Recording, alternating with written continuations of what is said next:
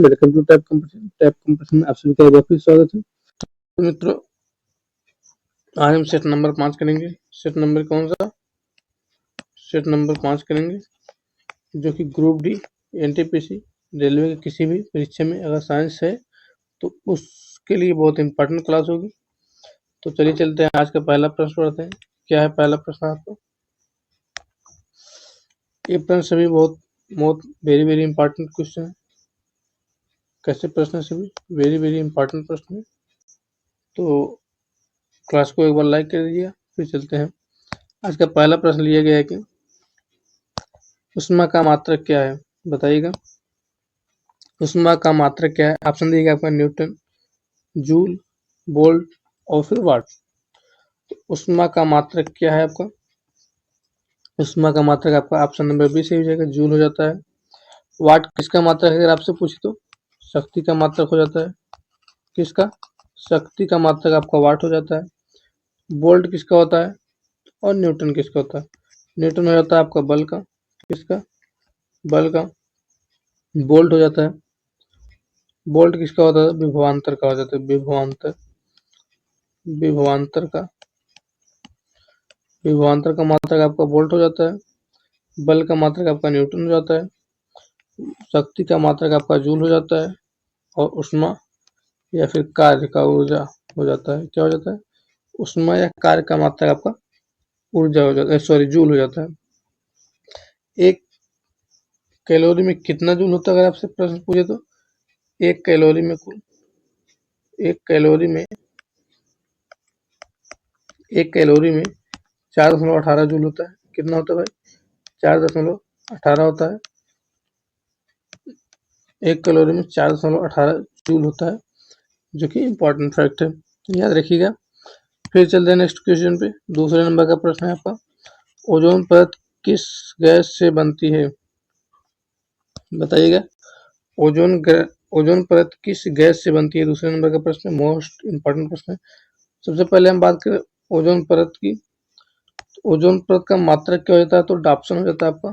क्या हो जाता है? डाप्सन हो जाता है। ओजोन परत का मात्रक क्या हो जाता है? डाप्सन हो जाता है। ओजोन परत किस गैस में से बनती है? तो आपका O3 हो जाता है। क्या हो जाता है? O3, O3 हो जाता है। O2 आपका ऑक्सीजन हो जाएगा। CO2 कार्बन डाइऑक्साइड हो जाएगा। NO2 नाइट्रोजन ऑक्साइड हो जाएगा। क्या हो जाएगा? नाइट्रोजन ऑक्साइड हो जाएगा। ओजोन परत की एक बात, ये हमें अल्ट्रावायलेट किरणों से रक्षा करती है। अल्ट्रावायलेट किरणों से रक्षा करती है। ओजोन परत आपका कहाँ पर, किस परत में पाई जाती है? तो ओजोन परत बताइए किस परत में पाई जाती है? आप कमेंट बॉक्स में बताइए, ओजोन परत किस परत में पाई जाती है? किस परत के ऊपर पाई जाती है, किस परत में पाई जाती है? बताइएगा। क्वेश्चन नंबर 3 देखेंगे तब तक। क्वेश्चन नंबर 3 है कि मानव रक्त का पीएच मान कितना होता है? पीएच की अगर फुल फॉर्म की बात करें तो क्या होता है? पोटेंशियल हाइड्रोजन हो जाता है। क्या हो जाता है? पोटेंशियल हाइड्रोजन हो जाता है। पोटेंशियल हाइड्रोजन हो जाता है। अगर पीएच मान 7 है तो वह पदार्थ है। क्या हो जाता है? अगर किसी का पीएच मान 7 है, किसी वस्तु पदार्थ का मान 7 है तो वह न्यूट्रल होता है। 7 से प्लस अगर हो जाए तो क्षारीय हो जाएगा, और 7 से माइनस अगर हो जाए तो वह अम्लीय हो जाता है। लेकिन यहाँ पीएच का मान पूछा है। पीएच का मान, रक्त का पीएच मान तो कितना हो जाएगा? 7.4 हो जाएगा, यानी कि ऑप्शन सी सही हो जाता है। 7.4 यानी कि रक्त कैसा आपका है? थोड़ा क्षारीय है। कैसा है? थोड़ा सा क्षारीय है। अगर प्रश्न पूछे आप सबके मानव रक्त किस प्रकृति का है, तो क्षारीय प्रकृति का है। चलिए फिर चौथे नंबर का प्रश्न है, कोशिका का विद्युत घर किसे कहा जाता है? मतलब कोशिका का पावर हाउस किसे कहा जाता है? कोशिका का पावर हाउस किसे कहा जाता है? तो आपका ऑप्शन नंबर बी सही हो जाता है, माइटोकॉन्ड्रिया। माइटोकॉन्ड्रिया को हम कोशिका का पावर हाउस कहते हैं, जिसमें हमें एटीपी के रूप में ऊर्जा प्राप्त होती है। माइटोकॉन्ड्रिया में एटीपी के रूप में ऊर्जा प्राप्त होती है। उसके बाद हम देखेंगे 5वें नंबर का प्रश्न। 5वें नंबर का प्रश्न है कि जल में घुलनशील विटामिन कौन सा है बताइएगा। जल में घुलनशील विटामिन कौन सा है? तो जल में घुलनशील विटामिन एक ट्रिक होता है WBC। क्या हो जाएगा भाई? WBC। डब्ल्यू से हो जाएगा वाटर, वाटर में विलय कौन सा हो जाता है? BC। विटामिन बी और सी किसमें, यानी कि ऑप्शन नंबर सी आपका सही होता है WBC, मतलब विटामिन बी और विटामिन सी जल में घुलनशील विटामिन है। ठीक, उसके बाद बचता है आपका A, D, E और K। एडेक्ट, ये विटामिन जो है सभी वसा में विलय हैं। किसमें? वसा में विलय हैं। और विटामिन बी और सी आपका किसमें विलय है? तो विटामिन बी और सी जल में विलय हैं। फिर चलते हैं 6वें नंबर का प्रश्न। 6वें नंबर का प्रश्न है कि डीएनए का पूरा नाम क्या है बताइएगा। डीएनए का पूरा नाम क्या है बताइएगा। Doxy ribo nucleic acid, Nitro acid, dual nucleic acid या डायनेमिक न्यूक्लिक एसिड। तो इसमें ऑप्शन नंबर ए सही हो जाता है। क्या ए सही हो जाता है? Deoxy nucleus acid, deoxy nucleic acid DNA का पूरा नाम हो जाता है। ये आपसे पूछे कि डीएनए की खोज किसने की थी, तो वाटसन और किक ने की थी। कौन? वाटसन और किक ने की थी। कौन किया था भाई? वाटसन और किक ने डीएनए की खोज की थी। इन्होंने ही डबल हेलिक्स मॉडल भी दिया था। कौन दिया था? डीएनए का डबल हेलिक्स मॉडल अगर पूछा आपसे कौन दिए थे, तो इन्होंने दिया था। कौन? वाटसन और किक ने ही। चलते हैं फिर 7वें नंबर का प्रश्न। फिर 7वें नंबर का प्रश्न आपका है, 1 मिनट आपकी स्लाइड गड़बड़ हो चुकी है। फिर हम ले लेते हैं पेज कहाँ पे है। 7वें नंबर का था, हो गया। चलिए फिर सूर्य से पृथ्वी तक ऊष्मा कैसे आती है बताइएगा। सूर्य से पृथ्वी तक, सूर्य से पृथ्वी तक ऊष्मा कैसे आती है बताइएगा। तो संवहन के द्वारा या प्रेरण के द्वारा, चालन के द्वारा या फिर विकिरण के द्वारा। तो पृथ्वी, सूर्य से पृथ्वी तक ऊष्मा कैसे आती है बताइएगा। तो विकिरण के द्वारा आता है हमारा। सूर्य से पृथ्वी तक ऊष्मा कैसे आती है? विकिरण के द्वारा होता है, जो कि निर्वात में कार्य करता है। इसमें निर्वात में किसी यानी कि किसी माध्यम की आवश्यकता हमें नहीं होती है। रक्त में ऑक्सीजन ले जाने का कार्य किसका है? रक्त में ऑक्सीजन ले जाने का कार्य किसका है? WBC, RBC, प्लेटलेट्स या फिर प्लाज्मा। तो रक्त में ऑक्सीजन ले जाने का कार्य किसका है?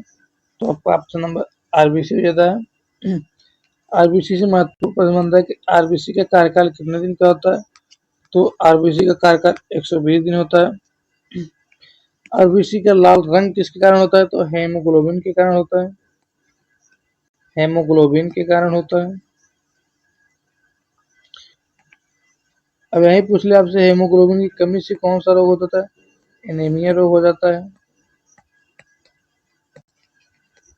कौन सा रोग? एनीमिया रोग होता है। आरबीसी की, अगर शरीर में आरबीसी कम है तो उसको बढ़ाने के लिए हमें क्या करना चाहिए? तो विटामिन ए लेना चाहिए। कौन सा विटामिन? विटामिन ए लेना चाहिए। फिर चलते हैं 9वें नंबर के प्रश्न। 9वें नंबर का प्रश्न है कि न्यूटन का तीसरा नियम किससे संबंधित है। न्यूटन का तीसरा नियम आपका क्रिया प्रतिक्रिया, यानी कि ऑप्शन नंबर सी सही हो जाता है। क्रिया प्रतिक्रिया से संबंधित है। न्यूटन ने कुल गति के कितने नियम दिए हैं? तो 3 नियम दिए हैं। पहला नियम जड़त्व का नियम हो जाता है। दूसरे नियम की बात करें तो नहीं दिया है ऑप्शन में। दूसरे नियम का बात है तो बल का नियम हो जाता है, बल का नियम हो जाता है। और तीसरे नंबर की बात करें तो क्रिया प्रतिक्रिया का नियम हो जाता है। क्योंकि क्रिया प्रतिक्रिया को जब हम किसी वस्तु पर बल लगाते हैं जितना, उतना वस्तु हमारे तरफ बल लगाती है। यही न्यूटन का तीसरा नियम है, तीसरा सिद्धांत है, जिसे हम क्रिया प्रतिक्रिया के नाम से जानते हैं।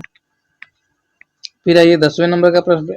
10वें नंबर का प्रश्न आपसे पूछा है कि प्रकाश की चाल सबसे अधिक कहाँ होती है बताइएगा।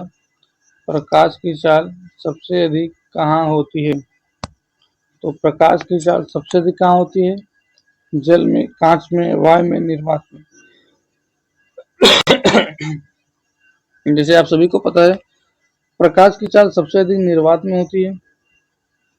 कितना स्पीड होता है? 3 गुणे 10 घाते 8 मीटर प्रति सेकंड। 3 गुणे 10 घाते 8 मीटर प्रति सेकंड प्रकाश की चाल निर्वात में होता है, जो कि सबसे अधिक होता है। 11वें नंबर का प्रश्न है कि 1 वोल्ट बराबर होता है किसके? 1 वोल्ट बराबर होता है किसके? जूल प्रति कूलाम के, न्यूटन प्रति मीटर के, एम्पीयर प्रति जूल को, या वाट प्रति सेकंड के। 1 जूल बराबर होता है जूल प्रति कूलम।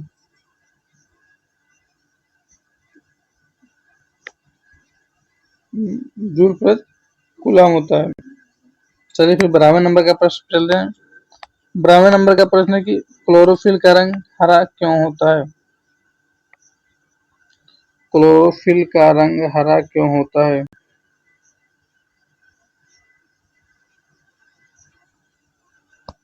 बताइएगा। इम्पोर्टेंट प्रश्न, वेरी वेरी इम्पोर्टेंट प्रश्न है। क्लोरोफिल का रंग हरा क्यों होता है? तो नीली किरणें अवशोषित करता है, इसलिए हरा होता है। लाल और नीली किरणें अवशोषित करता है, इसलिए होता है। हरी किरणें परावर्तित करता है, इसलिए है। क्लोरोफिल का रंग हरा क्यों होता है? तो ऑप्शन नंबर सी आपका सही हो जाता है। क्या? हरी किरणें परावर्तित करता है, इसलिए क्लोरोफिल में मैग्नीशियम नामक पदार्थ पाया जाता है। मैग्नीशियम नामक तत्व पाया जाता है। ऑप्शन, अब क्वेश्चन नंबर 13 की बात करें तो क्वेश्चन नंबर 13 है कि कौन सा विटामिन सूर्य से प्राप्त होता है? विटामिन डी आपका सूर्य से प्राप्त होता है। विटामिन डी आपका सूर्य से प्राप्त होता है। यह हड्डियों के लिए आवश्यक है, हड्डियों को मजबूत बनाता है। हड्डियों को मजबूत बनाने वाले तत्व कौन से? तो आपका कैल्शियम हो जाता है। लेकिन 14वें नंबर का प्रश्न आपसे पूछा है कि वायुमंडल में सर्वाधिक गैस कौन सी है? तो वायुमंडल में सर्वाधिक गैस आपका नाइट्रोजन होता है। कितना परसेंट पाया जाता है? 78% पाया जाता है। दूसरे नंबर पर ऑक्सीजन आता है, जो कि 21% पाया जाता है। पीलिया किस अंग की बीमारी है? तो पीलिया आपकी यकृत की बीमारी। ऑप्शन नंबर ए सही होता है। पीलिया यकृत की बीमारी है। चलिए फिर यहाँ पूछा होगा मानव शरीर की। मानव शरीर में सबसे बड़ी ग्रंथि कौन सी है? तो मानव शरीर में सबसे बड़ी ग्रंथि आपको पता है यकृत है, इसे लीवर भी कहते हैं। इसे लीवर में कहते हैं। इसमें पित्त रस का निर्माण होता है। किसका? पित्त रस का निर्माण होता है। 17वें नंबर का प्रश्न है कि पाचन की क्रिया कहाँ से शुरू होती है? तो पाचन की क्रिया आपका मुंह से शुरू होता है। ये मुंह में ही आपका लार पाया जाता है। कौन? एमाइलेज एंजाइम, जहाँ जो भोजन को लिगन्ने में काम करता है। क्या कहता है? भोजन को लिगन्ने में काम करता है। 18वां नंबर का प्रश्न है कि दूर दृष्टि निकट दृष्टि कौन सा है? क्या है? दूर दृष्टि, सॉरी, दृष्टि दोष निकट दृष्टि दोष क्या है? निकट दृष्टि दोष हम मापीय कहते हैं। क्या कहते हैं? ऑप्शन बी मापीय कहते हैं। दूर दृष्टि दोष को हाइपरमेट्रोपिया कहते हैं। क्या कहते हैं? हाइपरमेट्रोपिया कहते हैं। चलते हैं 19वें नंबर के प्रश्न। 19वें नंबर पर पूछा है आपसे कि द्रव के अंदर किस बिंदु पर दाब किसके बराबर होता है? द्रव के अंदर किसी बिंदु पर दाब किसके बराबर होता है? गहराई पर निर्भर करता है, या द्रव के रंगों पर निर्भर करता है, समय पर या तापमान, तो या गहराई पर निर्भर करता है। ऑप्शन नंबर सही हो जाएगा, गहराई पर निर्भर करता है। 20वें नंबर का प्रश्न है कि ऊंचाई बढ़ने पर वायुदाब क्या प्रभाव पड़ता है? ऊंचाई बढ़ने पर वायुदाब घटता है। ऊंचाई बढ़ने पर क्या होता है? वायुदाब घटता है। 21वें नंबर का प्रश्न है किसी वस्तु की चाल का एसआई मात्रक क्या होता है?